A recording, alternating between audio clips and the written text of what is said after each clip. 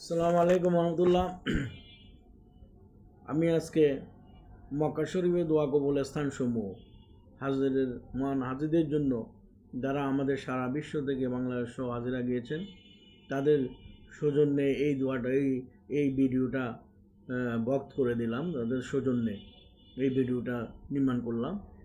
মক্কা শরীফে দোয়া কবুলের স্থানসমূহ, এক নম্বর হলো মাকাব, তওয়াফের জায়গা, যেখানে আমরা তওয়াফ করি সেই জায়গায়, মানে সাত তওয়াফ যেখানে করি আমরা সেই জায়গায় যে দোয়া করবেন সে দোয়া আল্লাহ কবুল করবেন, নাম্বার ওয়ান। নাম্বার টু হলো মুলতাকাম, কাবাগরের দরজা, কাবাগরের দরজার সামনে যদি আপনি দোয়া করেন সেখানে, এবং হাজরে আসওয়াদের মধ্যবর্তী স্থান, কাবাগরের দরজা ও এবং হাজরে আসওয়াদের মধ্যবর্তী স্থানে যে দোয়া করবেন সেটা কবুল হবে।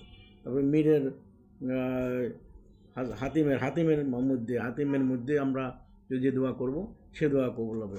বাইতুল্লাহ শরীফের ভিতরে যে দোয়া করবেন সে দোয়া কবুল হবে। জমজম কুয়ার কাছে যে দোয়া করবেন, পানি খাওয়া অবস্থায় অথবা ওখানে দাঁড়ায় যে দোয়া করবেন আল্লাহর কাছে, সে দোয়া আল্লাহ কবুল করবেন। মাকামে ইব্রাহিমের পিছনে আপনি যদি 2 রাকাত নফল নামাজ করতে পারেন, 7 তওয়াফ পড়ি, যদি সম্ভব হয় সেখানে যে দোয়া করবেন সেই দোয়াটা আল্লাহ কবুল করবে।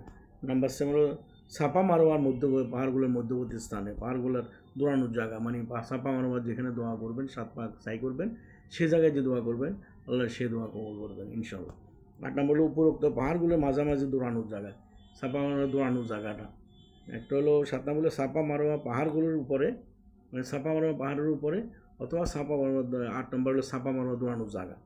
9 নম্বর হলো কাবা শরীফের উপর যখন দৃষ্টি পড়ে, যখনই আপনার কাবা শরীফের উপর দৃষ্টি পড়বে, মানে তাকাবেন, তখন যে দোয়া করবেন আল্লাহ সে দোয়া কবুল করবে। 10 নম্বর হলো হাতিমের মধ্যে যদি আপনি সুযোগ পান, ওখানে যদি যে দোয়া করবেন সে দোয়া আল্লাহ করবে। 11 নম্বর হলো রুকনে ইয়ামিনী ও হাজরে আসওয়াদের মধ্যবর্তী স্থান, রুকনে ইয়ামিনী ও হাজরে আসওয়াদের মধ্যবর্তী স্থান। 12 নম্বর হলো মুলতাহাম রুকনে ইয়ামিনী সংলগ্ন পশ্চিম দেওয়ালে, অর্থাৎ দরজা সোজা এলাকা পর্যন্ত স্থান, যেখানে দরজা সোজা এলাকা পর্যন্ত যে স্থান, সে স্থানে যে দোয়া করবেন সেটা আল্লাহ দোয়া করবেন।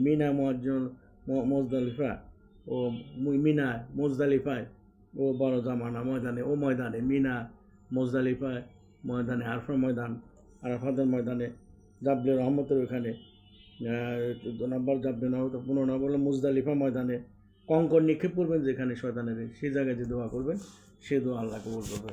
18 হলো জাবনে নূর বা হেরা পর্বতের গুহায়, যেখানে কোরআন শরীফ সর্বপ্রথম নাজিল হয়েছে, সেখানে যে দোয়া করবেন আল্লাহ সে দোয়া অবশ্যই ইনশাল্লাহ কবুল করবেন।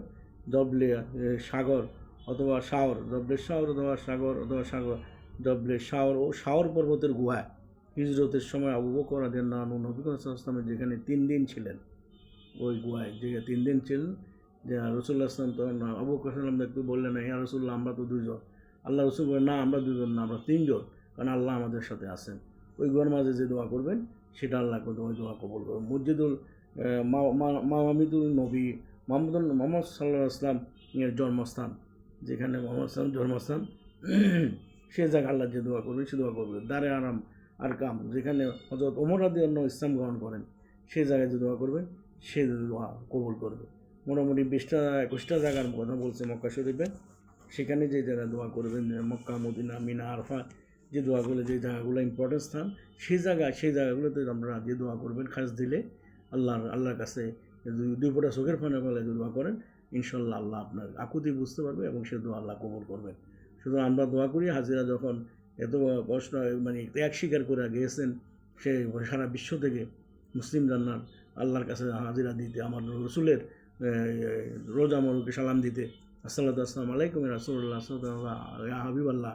সুতরাং এই জায়গাগুলোতে যদি যখনই সুযোগ পান, খাস দিলে আল্লাহর কাছে আপনার সমস্যা, আপনার দেশের সমস্যা, জাতির সমস্যা, সমাজ সমস্যা, প্রতিবেশী সব সমস্যা নিজের মনের থেকে আকুতি করে আল্লাহর কাছে দোয়া করবে, আল্লাহ ইনশাল্লাহ কবুল করবে। তো সুতরাং সবাই ভালো থাকেন, সুস্থ থাকেন, এবং সবাই কোরবানি আল্লাহ কবুল করার জন্য কবুল করবে সেই নিয়ে দোয়াই করি আজকের এই দিনে, যাতে সবাই সুন্দরভাবে হাজির আসাবের সুস্থ সুন্দরভাবে হজ করে আবার নির্দিষ্ট স্থান গন্তব্যস্থলে পৌঁছতে পারে, সেই দোয়াই করি। আসসালামু আলাইকুম রহমতুল্লাহ। ধন্যবাদ। আসসালামু আলাইকুম রহমতুল্লাহ।